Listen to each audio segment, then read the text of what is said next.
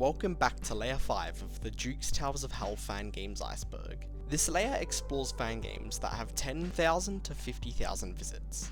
This is part 2 of this layer, so if you enjoy this part, I would highly recommend checking out part 1. And if you don't know what Juke's Towers of Hell is, go watch layer 1. Other than that, this video does not require any more context than knowing what Juke's Towers of Hell is. So let's start covering 17 more fangames.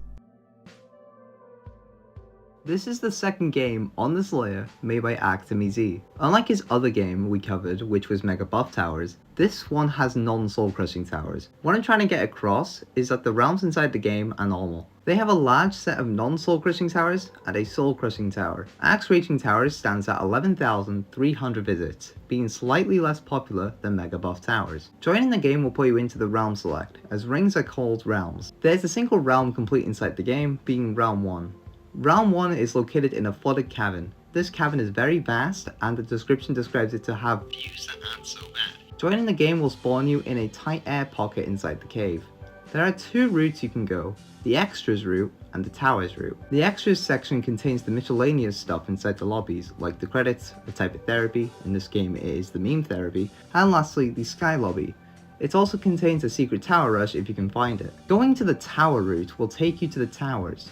The towers inside this game are neat based and have 6 to 8 floors. Due to the smaller frame size, a lot of towers have sizable outside sections and are honestly pretty high quality. There are 4 tower categories too: beginner, intermediate, painful, and extreme. The painful and extreme tower categories represent the advanced and psychologically unsafe tower categories respectively. There is an additional tower category called event towers. It is meant for towers that are in event whenever they occur. This category is unoccupied for now. Between all of the content in the game, there are 3 tower types which can be played: citadels, towers, and steeples. You should all know what they are by now. Unlike other tower games in general, Axe Raging Towers does not hide soul crushing towers. Instead, it is hidden in the extreme towers. Citadel of Keyboard Destroying is a really fun and unique citadel. It has fairly easy gameplay for a remorseless and a good mix of purist gameplay and client object based gameplay. Tower of Architectural Atrocities is a tower with amazing design and fun gameplay. It does have a few faults, but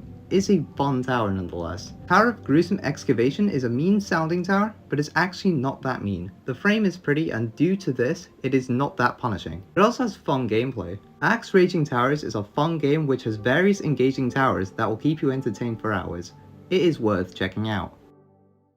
Hey, I'm Glixified. You may remember me from the Confusing Cylinders entry back on Layer 4. I'm back to discuss the next entry for this layer. The fangame that I'll discuss is a very short-lived one, surviving for only a few months after its release. This means that the game is discontinued, meaning that it will no longer receive regular updates anymore. And what exactly was this fangame called? Purist Obbies of Insanity.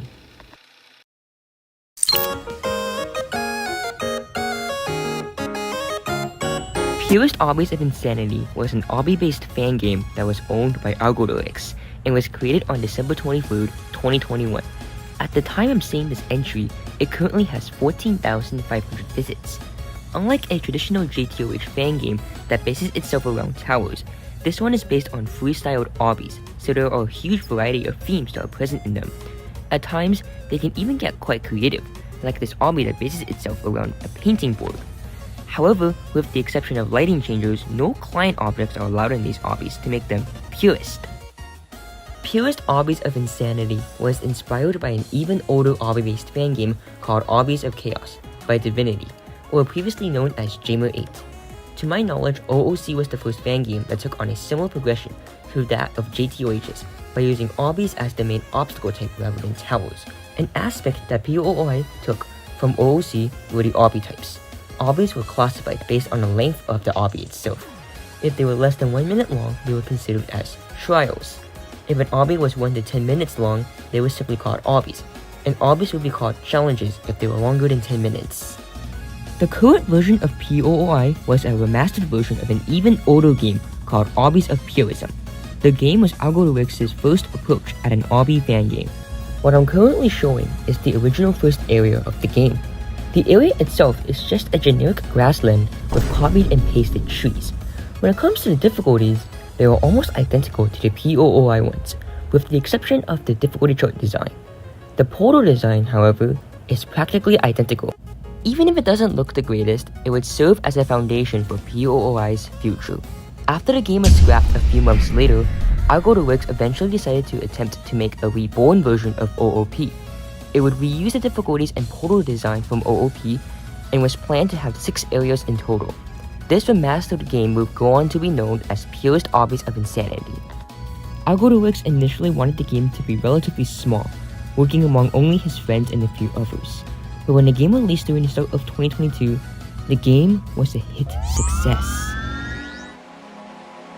It was rapidly gaining popularity, and nobody expected the game to magically become this successful. It was like a dream come true. But eventually, we were reawakened from our dreams, as the game unfortunately had a measly lifespan of 5 months. What was the cause of this? Scripting issues and some controversy that will not be discussed here. To this day, POOI remains as one of the fastest JToH fan games to ever be discontinued.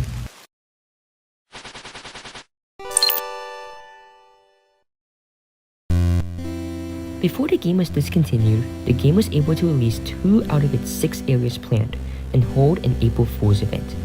Areas were selected via a hallway you spawned in upon joining the game. Each of these paintings, at least only 2 of them, depicted an area that can be entered by touching it. Area 1, also known as Peaceful Islands, was a reimagined version of OOP's Area 1. Area 2, also known as Steep Cliff, has a much larger area for players to explore.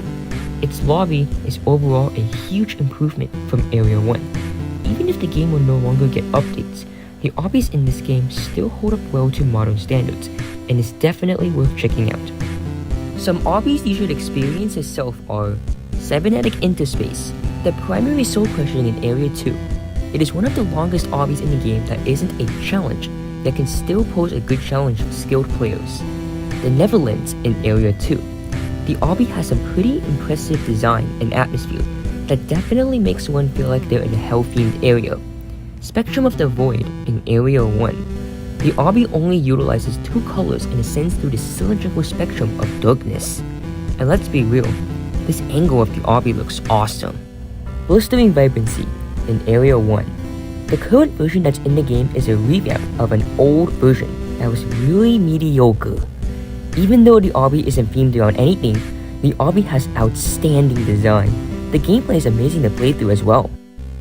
And finally, this concludes the POOI entry.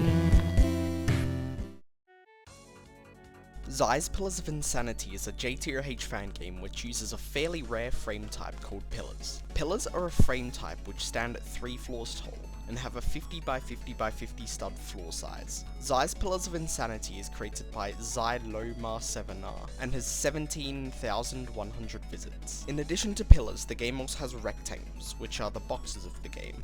They have a smaller frame size and only 1 floor. They can be shaped into unconventional shapes. There are also spires, which have 4 to 6 floors and a bigger floor size, being around the usual 100 by 100 by 100 stud frame size. Taking a step back and going into the bigger picture will show the area select. Area 1 is located in a mountainy landscape with luscious green grass. It is titled Naturous Pillaring. Area 2 is located on a set of islands with a castle in the middle. It is titled Castle of the Tropics. Currently there are only 2 areas complete. Going back to Area 1 will show the orb floating at the top of the screen, indicating a subrealm. Joining Area 1 will put you in a very serene and peaceful lobby which houses 9 pillars, 1 spire and 1 rectangle. They are all placed on a custom difficulty chart, which goes from Novice difficulty to Cataclysmic difficulty. The soul-crushing difficulty start at Orienting difficulty. Entering any portal will load this awesome transition where the screen gets covered with the pillar's difficulty. Then text will appear in the middle, restating the pillar's name and acronym. This is something more fan games need to do, as it really adds a nice niche touch to the experience. Pillars are very high quality. They have a good atmosphere, gameplay, creativity, and design. Rectangle of Minty Contrapy uses the jank gameplay in a digestible and nice way. Despite the gameplay being rather interesting, it is creative and fun.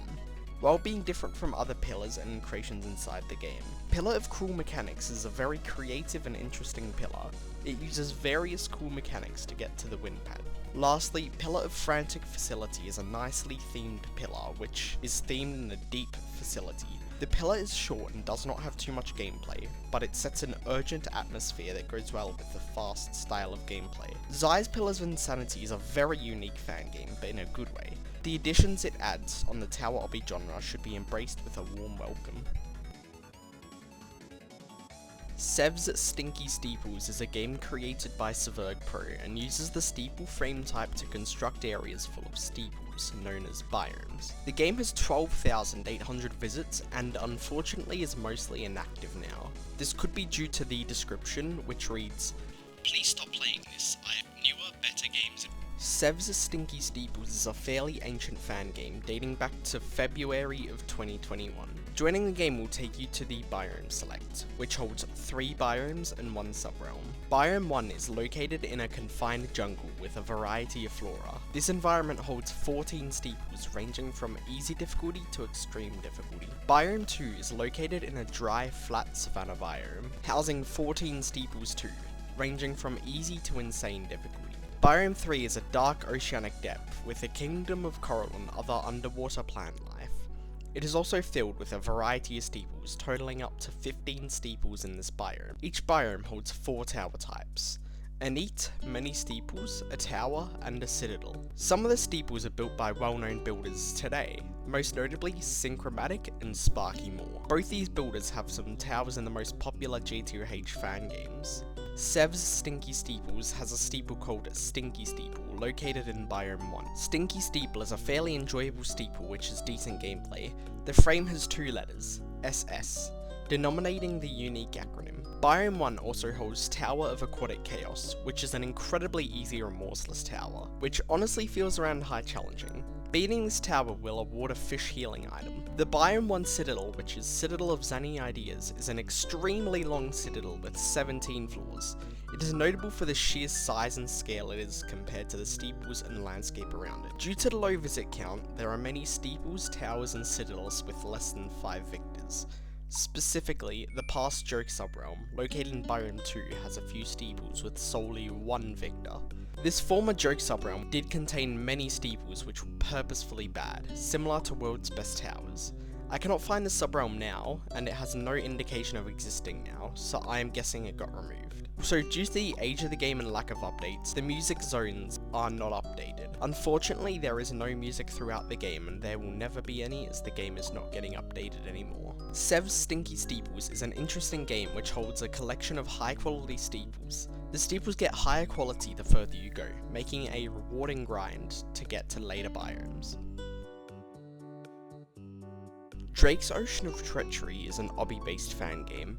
Obbies are just frameless obstacle courses. They are shorter and smaller than boxes and usually have more difficult gameplay as a result of this. Drake's Ocean of Treachery has 36,000 visits, making it one of the more popular JToH fan games contained in this layer. It's fairly old, being created just 3 months later than Sev's Stinky Steeples, in May of 2021. The owner, Drake Hondo, does not update Drake's Ocean of Treachery anymore, as the last update was October 2023. With all of that background, let's enter the game. The areas are shrunk into an explorable environment. Areas also have orbs in the middle, which can be used to enter the area. Hovering your cursor over the orb will give you a quick rundown about what to expect in the area. There are currently 1.5 areas complete. Area 1 is a spread of islands, which holds the lobby and obbies. On top of Area 1, there is also Area 1B, which is like an extension of Area 1. This area contains 12 obbies, whereas Area 1 contains 23 obbies. The obbies are displayed next to the area. Entering the first area will put you into a nice location, which I have already stated has an island theme. The obbies range from automatic difficulty, which is equivalent to effortless difficulty, to extreme difficulty. Past extreme, there are difficulties at the top of the difficulty chart like Hell and TAS difficulty. However, no obbies at that difficulty are in the game. The portals have a decoration around them that displays key features of the obby. The portals also have a sign that shows the fastest time that you have beaten the obby. There are some obbies which stand out in Area 1. Obby of Break Room is a puzzle-based obby. It has the unique idea to remix features in a lobby to form parts of an obby. I have not beaten it because I am stuck at the puzzle part and I don't know where to go from there. Obby of Technor has a completely unique atmosphere that no other obby has. It is different from all the obbies, but in a good way. It has fun gameplay, great design, and pretty decent creativity. There are a load of great obbies inside the game, however the music zones have not been updated and do not work. Drake's Ocean of Treachery is one of the best obby-based JToH fangames. I would recommend checking it out. Scrambled's Epic Towers Classic is a fangame created by Scrambled Codes, but the game is created under the group Triforce Studios. The game has just under 10,000 visits, but is still in this tier because it is at 9,800 visits. So basically it's going to get to 10,000 if a few of you play it.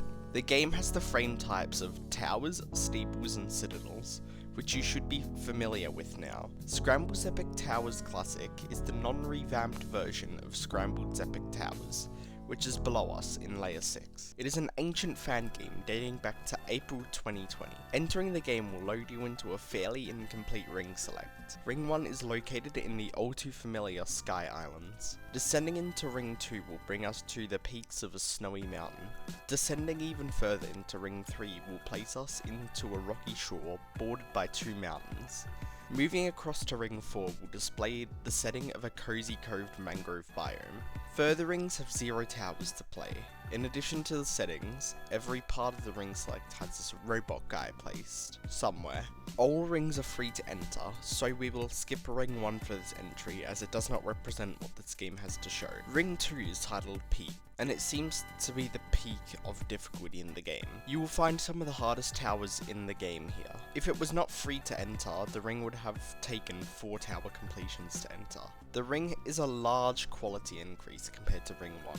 This can be seen in Tedious Ascension, which is a fairly long difficulty tower. It has many outside sections which adds to the tower's signature look. There is also Citadel of Difficulty chart, which is an incredibly difficult citadel, being high extreme difficulty. This is one of the hardest things inside of the game. It is a fun citadel if you like the gameplay and feel of the old Tower of Difficulty chart. On another note, the game can be fairly laggy as all of the client objects inside a ring are always loaded at the same time. Moving on to the stars found on tower portals will show that there are 5 total stars. There are usual 3 for gameplay, design, and creativity, but there is an additional star award for great music choices. The star is red.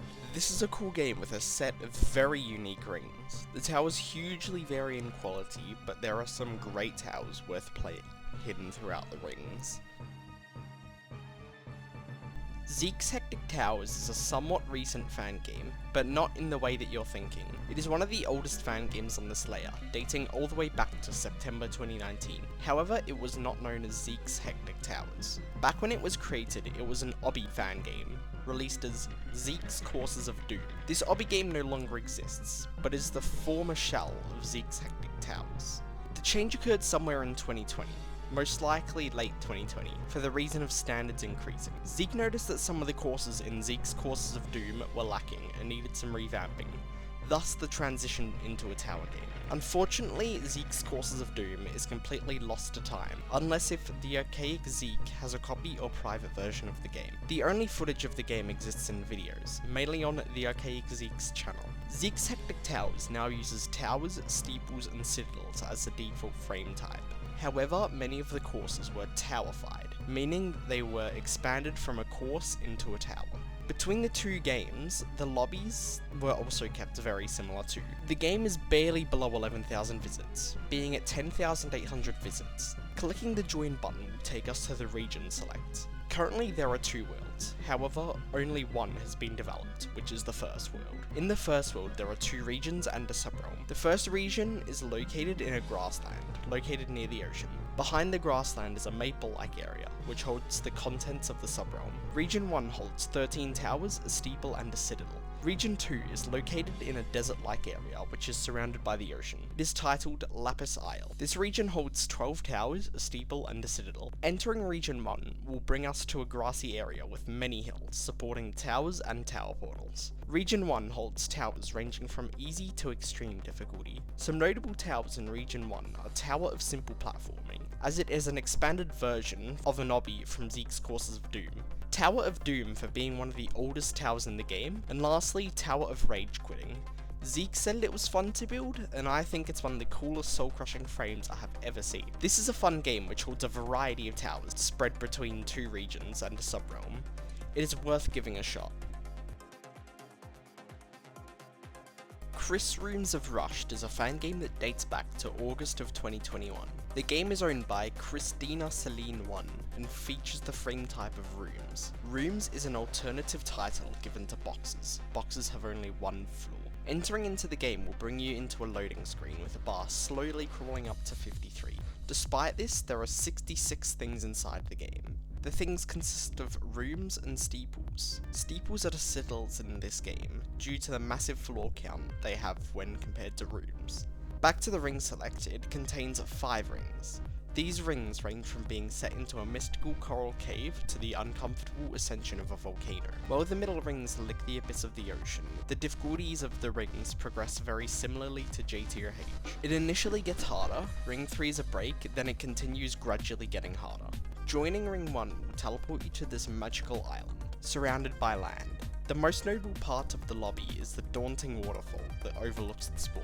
Despite it being called Rushed, the lobby is very detailed and has a certain quality to it that makes it just a bit more surreal. The difficulty chart is right next to the spawn and displays the array of rooms present within the game. Looking a bit around will bring you to these signs leading to the tower categories. These are the standard tower categories, ranging from beginner rooms to psychologically unsafe rooms. Behind this sign is a billboard promoting other fan games such as JToH XL Project and Bacon's Towers of Categories.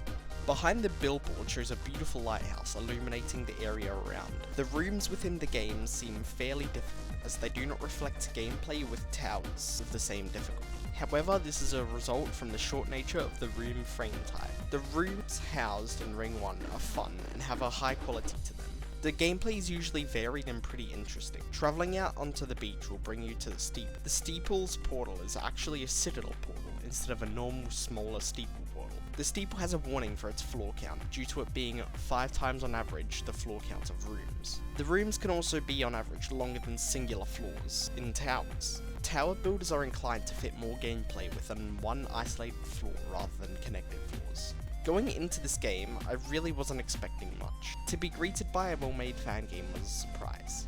If you prefer playing shorter, more difficult tower obbies, this fan game is a must play. Welcome to the oldest fan game on Layer 5. Evil's Unorthodox Towers dates back to August 2019, making it one of the oldest fan games on the entire iceberg.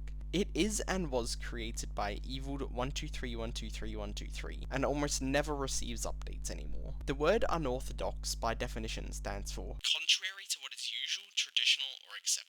And Evil's Unorthodox Towers perfectly fits this description. Seeing all of the game's screenshots reveals a very ancient game which gives super old vibes. The casual text in Comic Sans font to the pretty raw screenshots are a part of old JToH fan games that are lost now. Evil's Unorthodox Towers has preserved this. Entering the jazz genre of JToH fan games will bring you to a beautiful ring select, which is very unique in the way that it's untraditional. The ring select is fairly minimal but has 2 arrows to the right that slowly translate your screen upwards. This is very different from any other ring select, which usually has arrows which translate the screen a set amount to the next area. Hovering your mouse or finger over a green area will generate a description at the bottom left of the screen. Further clicking on the green area will teleport you to that area. This system of the ring select is very unique in a great way, and I think more fan games should optimize and improve upon it. Anyway, there are 2 worlds, rings and zones, just like Juke's Towers of Hell. Rings are set on a mountain. The mountain is snowy due to the Christmas event, which still has not been reset after Christmas. The zone select is in a completely different game and is located on a beach in a desolate city. Entering Ring 1 will bring you to a very classic lobby, inside a cozy cabin during a cold day. Immediately a sign that disclaims, "If you are a fan of JToH, this place is going to disgust you." referencing the unserious nature of the fan game. This message is most relevant inside the towers. The towers inside the game are not serious, they have goofy qualities that serious towers wouldn't have. Hidden around the higher rings are a variety of frame types within the game. From edifices to cubes to citadels, the tower types within the game are very broad. Adding to the joke feel of the game is the portals for these frame types. Cubes have to be the silliest frame types. The portal is a 1x1x1 stud. Surprisingly, the rings and zones improve in quality the further you progress. They still have the classical feel of older Tower Obby games, however the gameplay and design have more substance. This is a very old JToH Fangame that is very interesting, in mostly the right ways. Apart from the towers that are complete nonsense, the game is very interesting and has ideas that could be implemented in other JToH fangames. JToH to the power of JToH is a very unique fan game. Normally JToH fan games that increase in size increase in floor count. This is seen in JToH XL project and JToH XXL project. However, this fan game is larger, but in a different way. In this fan game, the floors are increased massively, going from 100 studs cubed to over 400 studs cubed. The floor sizes are truly a sight to see. These towers are absolutely massive, and are normally impossible to scale. This would be the case if the owner Maple Jarvis didn't implement a triple jump and dive system. The triple jumps are what you would expect, and the diving mechanic can be used by pressing control. The catch is that while airborne you only have 2 dives. The dive system works on keyboard and does not have any optimization for mobile and controller players. Unfortunately, this most likely makes every tower impossible to complete on mobile and controller, as diving is necessary to clear the large gaps between jumps. These unique mechanics have only garnered 14,800 visits. JToH to the power of JToH is also older than the previous fan game, dating back to January 2019, being the second oldest fan game on this layer. Joining the game will spawn you directly inside of a lobby. This lobby is an island stranded in the middle of nowhere holding 7 towers. At the end of the island, opposite a difficulty chart, there are movement instructions and a very old logo of Jupiter's Towers of Hell, the former name of Juke's Towers of Hell. On the side of the difficulty chart, there are a lot of stuff. To start, there is obviously the difficulty chart. The difficulties of towers are listed here. In JToH to the power of JToH, the difficulties of towers are quite a lot more difficult than in actual Juke's Towers of Hell. Next to the difficulty chart, there is a shop with a jump coil, parachute, T-pose, trail mix of heck, and boombox, which can all be gotten for free. These items can be used if you are struggling with the towers. There is a bunch of other stuff too that I will not cover and you can see in the footage. Lining the edges of the island are portals. These are citadel portals with enlarged text hovering over them showing the tower name. The tower name consists of the normal tower and then the last word or 2 words are exponentiated. For example, Tower of Heck to the power of Tower of Heck, and Tower of Falling and Failing to the power of and Failing. In addition to the 5 unique towers that have been enlarged, there is Tower of Anger to the power of Tower of Anger, Symphony of the Night. This tower is a reversed copy of Tower of Anger. It can be assumed that it had different music due to the tower name, however this cannot be confirmed as the music scripts do not work. This tower hovers over above Tower of Anger to the power of Tower of Anger, and no, you cannot jump down and skip. Towers have slight adjustments to them. This is to make them possible, as some obstacles would be impossible without the additions. JToH to the power of JToH is a very interesting game. It's most likely one of the first JToH fan games with a gimmick and is cool to check out. Spiral's Magical Towers is a tower fan game created by Collie M, the owner's previous name being Spira1K. Before we get to the game, let's cover some of its extensive history since its creation date of January 2021. At release, Collie M was a solo developer, starting the development process in September 2020, releasing the game to great success. Over 1.5 years of constant development, 10 events were held and 7 areas were created. The last positive impactful update occurred when Region 1 was released. The downfall of the game was catalyzed by the Ring 1 Citadel called Citadel of Goofy Collaborations. This citadel is fairly massive and took 1.5 years to develop. Unfortunately, this is another story of a developer fallout as developers started arguing about how Ring 4 release should be done. The release of Ring 4, being one of the biggest updates in Spiral's Magical Towers, was met with a small response, garnering a fraction of the player base compared to previous updates. Developers started quitting as a response to the drama and other factors. For now, Spiral's Magical Towers has been almost completely discontinued. For the present, Spiral's Magical Towers is left in the pit of discontinued fan games. Collie M has hope that hopefully one day there will be a return.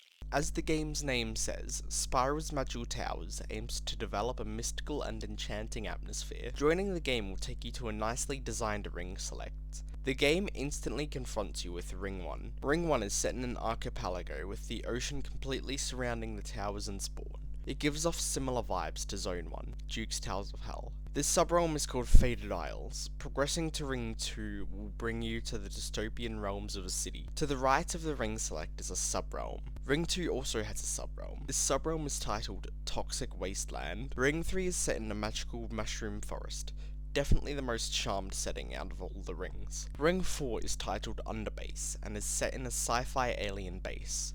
On top of that, there is also a second area, holding one region. It's located in a bustling city and has an insane 20 towers. Joining Ring 1 will place you in a collection of islands inhabited by various plants. Towers are placed on their own islands, surrounding the main island. There are 14 things inside this ring, and it is the most classic ring. Despite this classic quirk, Ring 1 has many awesome looking towers. Looking around will reveal the unique spinning signs which tell you where each category of towers is located. Along with this, there are a variety of frame types, going from rooms to mini towers to citadels. On an unrelated note, the owner has allowed me to go to Ring 4, which usually costs 12 towers, so I'll briefly show you around the highest quality area to date. Ring 4 is a kind ring. All of the towers are below intense difficulty, except for the soul crushing. The spawn is located in a futuristic alien base, inside of a cave. This alien base has all the necessities you would expect in a tower game. Holograms guide you through the hallways and to the very fun towers. The towers in this ring are styled in a classic modern style and are very well made. The lobby expands far out, with terrain detailing far out from the main lobby. This ring has a great reward after overcoming many challenges. Spiral's Magic Towers is a history-rich game, which has towers reflecting the depths of its past. Hextashard's Rooms of Terror is a game which uses the frame type of rooms. Rooms are a tower with one floor. Similarly to last entry, this game is also discontinued. Many of the rooms have no music too. It's dead silent in most of the game currently.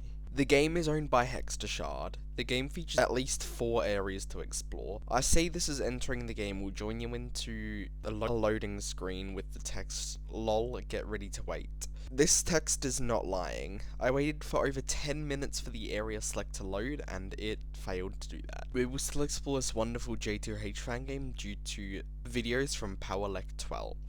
Area 1 is located in a place very similar to Ring 6 of Juke's Towers of Hell. The ring has various large rocks holding the spawn, room portals, and rooms. In addition to rooms, there are steeples. These steeples are 4 to 5 floors longer than rooms. Area 2 is set in an atmospheric cave system which has a range of really hard rooms. The easiest room is low difficult. Area 3 places you in a castle with an atmosphere reminiscent to Ring 9 in Juke's Towers of Hell. The castle has grand doors and is filled with rooms that are in almost every difficulty. Lastly, Area 4. This area is themed around a deep laboratory that is placed in an air pocket of dirt. Each lobby has done excellent in presenting a very raw atmosphere. Despite the frame type, the rooms can be quite long. The best example of this is Room of Kaleidoscopic Terabytes. Runs of this room can often exceed 8 minutes. Hextashard's Rooms of Terror seems like a really enjoyable, high-quality JToH fan game. It's a shame that the area select won't load within a reasonable amount of time. Despite this, the game still gets updates every so often, the last update being on the 7th of July 2024. This is another old fan game. It is approaching its 4th birthday, being created on the 5th of January 2021. Hextashard's Rooms of Terror has quite a lot of content that would be fun to go through if you're bored. Sang's Craziness Rooms is a fan game which shares the same frame type as the last fan game, Rooms. It was created on Boxing Day 2020. The game is owned by Sang20061. They update the game fairly consistently today. Entering the game will initiate a loading screen. The loading screen is small quotes underneath the loading bar to keep you entertained. Once the game actually loads to the ring select, it will display a beautiful setting. This is accompanied by the nicely designed UI. Rings are called realms, and the first realm is located up in the sky. It is a pretty familiar setting of floating sky islands. These sky islands have two frame types on top of them, boxes and pillars. Descending down into Realm 2 will put you inside the serene setting of a beachside. This is the first realm with a terrifying. However, the terrifying room isn't the only soul-crushing room in the realm, as every realm holds at least two soul-crushing things. Even if the realm is pretty beautiful, the average difficulty of all the boxes are not. After the beachside, you will descend further into the oceanic depths, which has even harder rooms than Realm 2. This is one of the harder realms you might ever face. The second last completed realm is Realm 4. This realm holds the most things inside it, having 17 things. The aquatic castle serves as a break. Lastly, the most recent content update in Sang's Rooms of Craziness is Realm 5. Realm 5 is located in an underwater cavern and bumps up the difficulty and intensity again. Up in the top right corner you might recognize World 2. World 2 are the equivalent of zones. There is no content in this world. This is also the most recent fan game to use grounds as a synonym for zones, which is pretty interesting, as no other fan game does that we have covered at least. The Realm Select plays a cheery song that invites you inside the first realm. As mentioned before, this realm is set on a gathering of islands. On the main island there are various portals, teleporting you to their respective rooms. Due to the short nature of rooms, they generally have harder gameplay than what the difficulty chart says. There are the normal categories of towers and a pillar. Pillars are the citadel for this game. The portals are complemented with a custom OST, what you are listening to right now. It gives a very unique vibe that I really like. This is one of the handful of JToH fan games which have a custom soundtrack. Of the rooms that I have attempted, there are some which stand out. Room of Too Many Parts is one of them. This room is featured in the Realm Select for its very unique and beautiful design. Room of Wedges and Gameplay is also very unique, design and gameplay wise. It has the feel of an arcane area steeple while having actually good gameplay. Sang's Rooms of Craziness has a very high quality Realm 1. This is a great sign for future areas. The game has a happy and jolly vibe too. Definitely a must play if you enjoy room or box JToH fan games. The Great Tower Adventure is a tower fan game, but slightly different from what you would expect. Let me read you the first half of the description so you can get a decent understanding of it. Welcome to the Great Tower Adventure. This game has towers that mainly are shorter than normal sized towers you would see in Juke's Towers of Hell. The size of towers are around the same as PTTT sized. This Purple's Totally Tubular Towers inspired game is focused on the classic quirks of older tower obbies rather than the modern approach seen in Purple's Totally Tubular Towers. The owner Glixycorn has also derived inspiration from Confusing Cylinders, a game covered in Layer 4. This inspiration is partly because Glixycorn has created a cylinder for Confusing Cylinders. The game was created on the 3rd of August 2021, and this is seen through the unintentionally classic feel of Ring 1. The Ring Select shows Ring 1 as a very calm expanse of a forest. The lobby reflects this as it isn't too detailed or large and just has that classic vibe to it. The lobby is very direct and brings you to the towers. There are 4 tower categories.